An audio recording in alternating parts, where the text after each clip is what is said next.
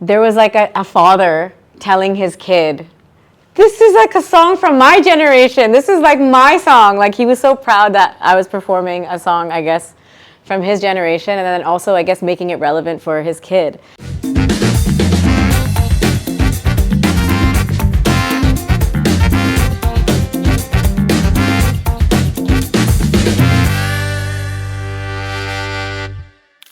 My lucky day. Jonita Gandhi in the house. Lots of excitement in her life. Noorie is out. Please go to the Saregama YouTube channel. Go check it out. Beautiful video. You want to stream it on all online streaming services. It's already out. Why has her time come all over again? Because she was opening act for Dua Lipa. She's got an EP which dropped a while ago. All the things that deserve a fab interview. My name is HRISHI K, and all of you are watching and listening. Please join me in welcoming Jonita. What's up, yo? What's up, yo? Good to see you. I was so happy and so proud. Dua Lipa deserved an opening act like you, and he was so good. Oh, so sweet. Thank you. Thank you. I told him to say that. And so the playlist before you went on stage. Yes. When you do a gig like this, when you're not the main act on stage and when you're just supporting act, you obviously have to curate the playlist very carefully because there's limited time. Yeah. You can't go into the extended Jonita catalog. So how do you decide these are the songs you wanted?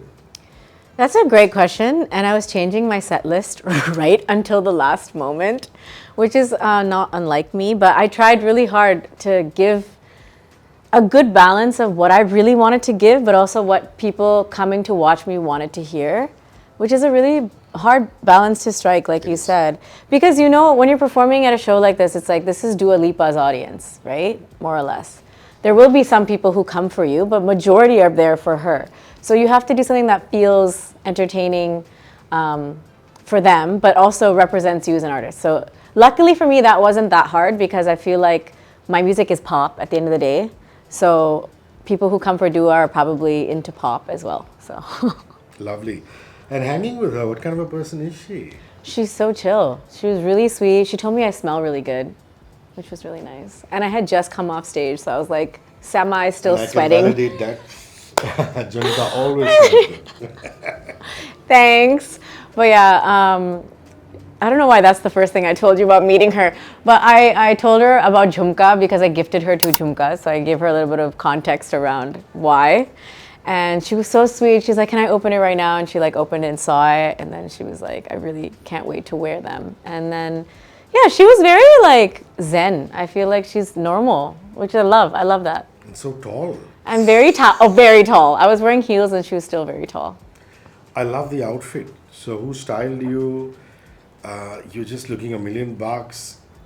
You were Indian, but yet fit for a global artist and global I'm concept. so glad you said that because that was the brief.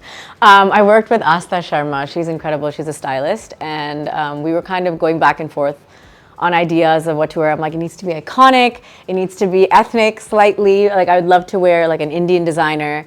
But then, yeah, like as soon as the name Rahul Mishra popped up, we were both just like, oh my God, yes.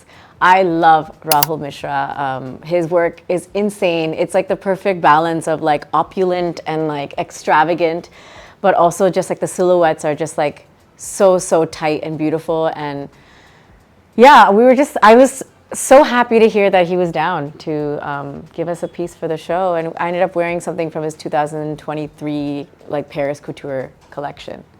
So Wonderful, wonderful. Let's come to Noorie now. It's a difficult job to do. You have to bridge generations. And let me explain what I'm saying.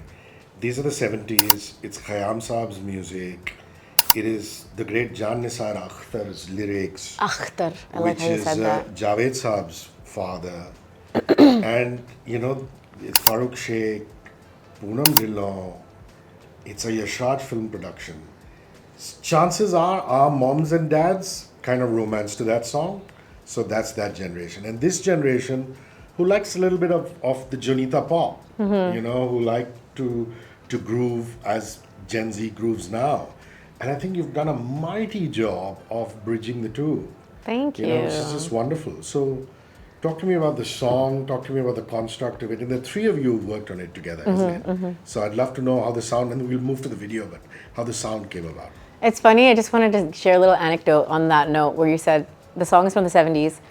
Someone told me that in the audience at the Dua Lipa concert, I performed this song, and there was like a father telling his kid, this is like a song from my generation. This is like my song. Like he was so proud that I was performing a song, I guess, from his generation, and then also, I guess, making it relevant for his kid. And I think that's so special. That's how we all pass down music, right? Like from generations and generations. Like people from today, they're not necessarily listening to the timeless classics unless there's somebody in their life who's showing it to them. And somehow I feel like I now have a little bit of that responsibility. I don't know. I grew up in a house where we listened to a lot of like R.D. Burman songs, like all the classics, Lata Ji songs, Rafi Saab and everything. So for me, it's very natural to be humming those tunes because my parents were playing them around the house. And I'm so glad that you think that we did it so seamlessly. I also think we did. Me, Milano, and Mitika, we all came together in Toronto actually to work on this. And I knew I wanted to use Ajare. I wasn't sure how much of the original we were going to use, whether we were going to make it like a cover entirely or if we were going to create a whole new song. And I think naturally what was happening was we went in this Afro route in terms of the rhythm. And then I started like humming different pop melodies, and so was he. And it felt natural to add something new. And I'm so glad we did that. We only retained the main chorus and the Noorie, that part of the song as well. But the rest is completely brand new, Punjabi, English, and so it gives you a kind of like a nice flavor, nice collection of flavors actually. It's so haunting that vocal, even if you don't put a reverb on it, it just, oh my God. It's just as though it's coming from the mountains. I know, it's crazy. That melody crazy. It's like this time period, I feel like songs those days were made with these things in mind. Like it's like a perfect romantic song made for that scene, made for the film, not like placed, artificially. So. And also, most importantly, it is an homage to Lata Tai. I mean, you just talked about growing up listening to Lata Mangeshkar, and this was when she was at her peak, at her prime, and it's so wonderful that an Indian artist in this generation, which is you, is doing this homage for her. I'd like you to talk about that. It's scary. Like the way you put it right now is beautiful, and I really hope everybody interprets it that way. The idea is definitely to always pay homage. Like Lata ji was one of my gurujis without her ever knowing. I unfortunately never met her, but I think that's the case for all singers. You know what I mean? We all like learn by listening and mimicking, and likewise the same thing with me and her. For me to have the privilege and honor of using something that she made so iconic in one of my songs, I don't take that lightly at all. I was very particular about trying to maintain the essence of the beauty of the melody and the voice that originally sang it, and the lyric. You know what I mean? So it's a daunting thing to do, and I've been doing it now for years. As I've been people know me for my covers. So it's something that mashups, yeah. And mashups, yeah. So I've been like already experimenting that way for a while, and like luckily I've received a lot of love for it, and people do see it like you're seeing it, and the way I also see it as a lovely fusion of cultures and stories. So why do you call it two sides? Is it because of the English and the Hindi, or is it because of the generations?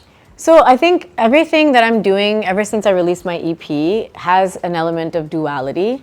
There's which is kind of like the undercurrent through all my music right now. However, in this particular song, the pre-chorus, the lyric is, there's always two sides, just take a minute and hear mine. So that felt like a nice like symbolism thing, but also it's from the lyric to call it two sides, because I've interpreted the song in a scenario where like I'm fighting with my loved one. And sometimes, like I've been in scenarios myself where I'm not even given the chance to explain. And you feel so helpless in those moments because you're just like, but if you would just listen. Like that's the emotion behind it. There's longingness also. There's like a wait for that person to just come and like sit and for you to get that opportunity to communicate. So that's where that comes from. I want him to hear my side. Beautiful. The video now, I love the courtyard, I love the bungalow. I don't know if growing up in Brampton you saw enough heritage buildings. I did when I was a kid growing up, but then this is disappearing. All these lovely heritage buildings are just getting painted over. Some of them are being broken down and they become McDonald's or Subway Oh or my something gosh. like that. You know what I mean? But it's just nice to see an old, nice, period bungalow with a courtyard, Yeah. where Noorie is delivering this song. So talk to me about that location. Who found it? Was it Can you guess where it was? where was it? Just guess. In Bombay? Jeez, Yeah, I'd it be was in damned. Bombay. It was in Bombay. It's like It's in crazy. Borivali somewhere. Borivali somewhere, Yeah, it's just this house that looked stunning. Jugaad Motion Pictures, they're the ones who did the video for me stunningly. And Bhavna had gone, the director, she had gone to go recce, and she's like, this place is perfect. We already knew we wanted a vintage feel. We wanted ethnic, for sure, vibes. And so this place kind of married all the themes that we had going in our heads already so well, beautifully together. And literally, it was the only place that we saw, and it got locked instantly. yeah. I love that the video has physical letters and postcards. And candles, and yeah. It's just so lovely old school. Yeah. I don't know why we don't write postcards to each other anymore. It's just so much about the email and things like that. Honestly, And that was my part of the short handwriting, breakdown, yeah? That it part of was, yeah. I was gonna say, like, my handwriting is so if I was to write someone a postcard, they wouldn't be able to read what I'm saying. I That's think it's because we don't write enough. Exactly. It's just we're out of practice. that's what So all of our handwriting is like a doctor's prescription. I was just gonna say. Yeah. Well, yeah. So great nice. that that kind of storyboarding and the whole ethnic feel, even when you're moving from room to room. Yeah. Talk to me about that production design. Do you have an active say in things like that? Do you like doing these pre-production meetings where you give your input on how you'd like things to be, or you just Yeah. leave it to the director and the production design person? So ever since I've kind of started breaking away a little more from playback and doing my own music, I'm very like, the whole point of doing that is so that I do have input. So I'm like very, conscious about having inputs and it making sense for what I have in terms of like the vision for the music. So yeah, that being said, I do put a lot of trust in the team. We find people that we feel we can align on a big picture level with, so that the nitty gritties, it's like everything. This is what was happening with us too. Like, we had a group for styling and we had a group for all the things, and everything that I had to get approved, it would like go in the group, and then like the director of the video would say, hey, I don't like this because of this, or I like this. And like 8 out of 10 times we had the same reaction. So that was great. When you find the people who work for your vision on like a bigger picture level, all the small things just fall into place. That's what I've learned. And the ethnic styling, the design, your overall look, who would that be? Are they your regular stylists, people you work with all the time, or do you get somebody special with this? So in this case, for this video, I had worked with HRISHI K. She's somebody who I have worked with in the past. She also styled me for Love Like That, my song with Ali Sethi. So yeah, she's amazing. And she already got kind of the whole vibe of duality that we were going with on that project. And I felt like there were definitely themes that were similar for this one. So I think she was incredible. She made those outfits for me within like a couple of days. So. Even though I live in Bombay, I'm basically a Tamil. I'm from the south, and I know your fan base in Tamil Nadu. I know your fan base down south. They go absolutely nuts. You had a gig in Coimbatore. How did that go? Yeah, that was wild. Yeah, wild, eh? I love my South audience. They're the best. Like, they really make me feel like a star. Yeah, they do. I mean, for you, when I go down south to visit relatives and things like that, you're this ethereal diva like What? person. You know what I mean? I don't For feel like them. that here. Maybe I should go live in Yeah, but Bombay does that to you. Everything is just regular. Rickshaw. Like, here it's all like, we're all like But it the must be same. so special, just doing gigs like It's crazy. Coimbatore. It is special. It's wild. Like, I don't speak in Tamil, but I try so hard to communicate as much as I can, and through the music communicate. And it's so cool that otherwise we wouldn't necessarily be able to sit with these people and talk. Yeah. Because we don't speak the same language, but through the music we can connect, and that's kind of cool.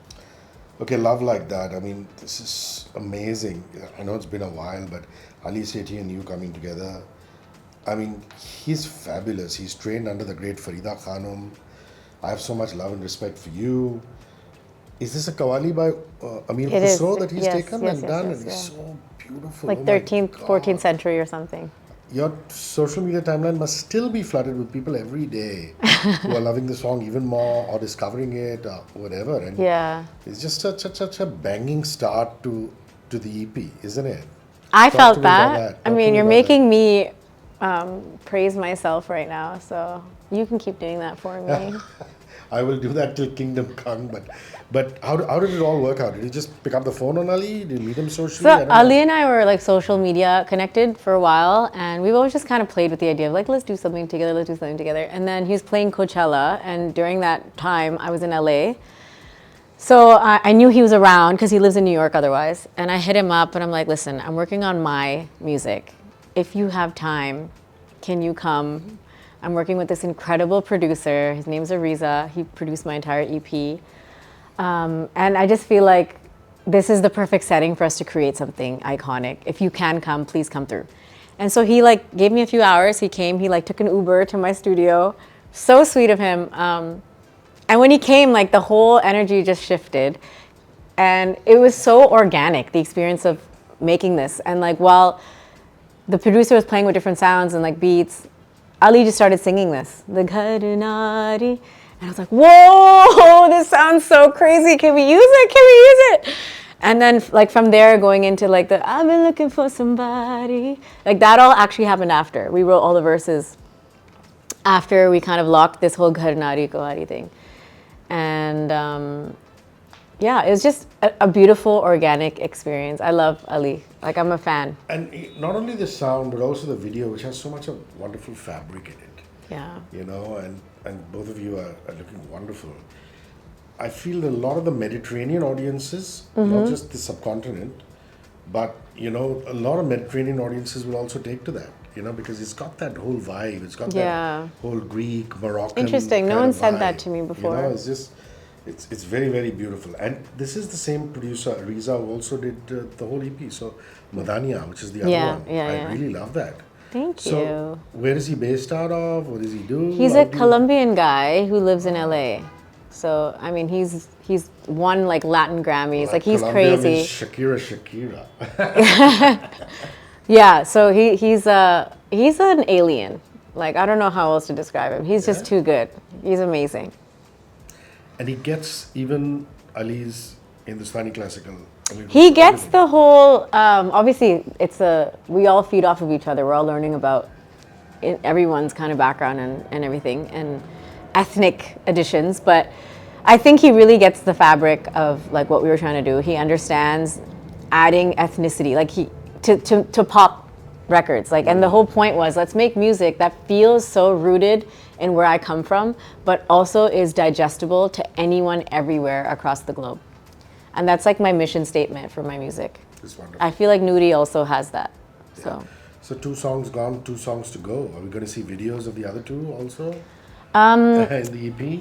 Well, so the EP we did one feature music video, which was with Ali, Love Like That. Yeah, the other one is a lyric. It's more like a visualizer. So then we did put out 2 more visualizers for the other 2 songs. So those are all up on my YouTube channel. And going forward, yeah, more music accompanied by more videos. How's the Bollywood scene? We haven't talked about that at all. Don't you love that? Don't you love that it hasn't even had to come up yet? No, but it's wonderful that you would give Jhumkas to Dua Lipa because Yeah. Rocky Rani has just got to be mammoth, isn't it? I mean, it's just... Yeah, that song, it's like... It's got a life of its own, yeah? Yeah, That'd be good. it's got a life of its own, Rocky Rani, yeah, That song is like, again, a throwback, nostalgia. It's the same ingredients to success, I feel. But yeah, like the hook step and everything, like every time I perform that song, people go crazy. Are you busy enough or would you like to be busier? Are you at a phase where you say, this is fine, this is the pace I want to work at?